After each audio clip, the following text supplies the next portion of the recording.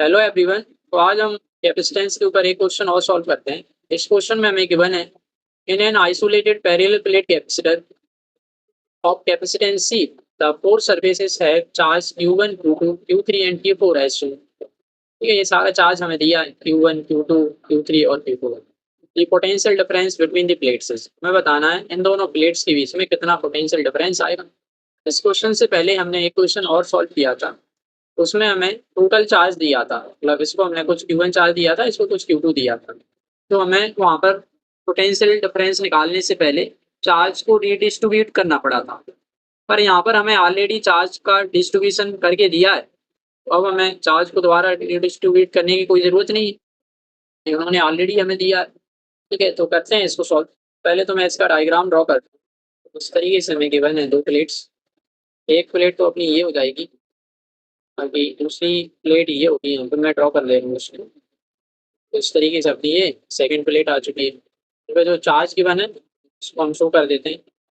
ये वाला यहाँ पे जो चार्ज है इस सरफेस पे ये है Q1, यहाँ पे जो चार्ज है वो है Q2, ये चार्ज Q3 दिया है, तो ये वाला जो चार्ज है वो Q4 दे रहा है।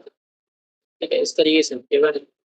कुछ ऑप्शंस भी दिए हैं। ठीक है, तो जैसे लास्ट क्वेश्चन भी किया था, अगर हम इस तरीके से चार्ज दिया और कैपेसिटेंस दिया है, पोटेंशियल डिफरेंस पूछेगा, तो यही वाला फॉर्मूला लगाएंगे Q बराबर C। तो यहाँ पे जो चार्ज है वो होता है charge on the positive plate और C होता है कैपेसिटेंस। तो V इन दोनों प्लेट्स के बीच का पोटेंशियल डिफरेंस। तो हमें V निकालना है। V बराबर आ जाएगा Q/C। ठीक है, इस तरीके से हो जाएगा।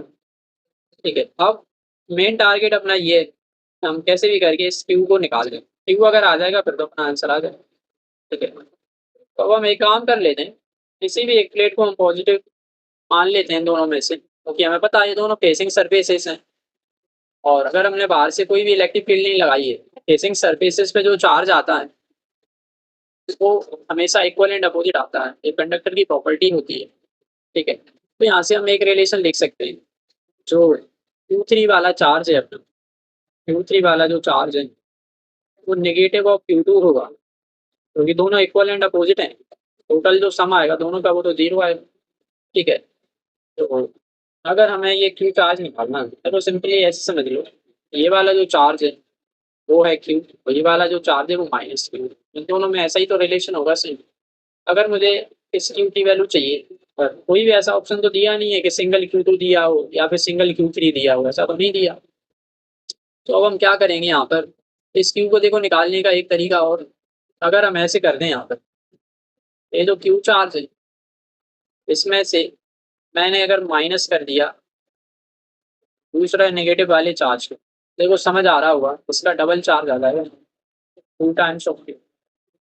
ये आ जाएगा, फिर 2 से डिवाइड कर देंगे तो अपना क्यू चार्ज आ जाएगा। ये थोड़ा मैनिपुलेशन समय लगा। ठीक है, तो इसी सेम लॉजिक से हम इसको सॉल्व करेंगे।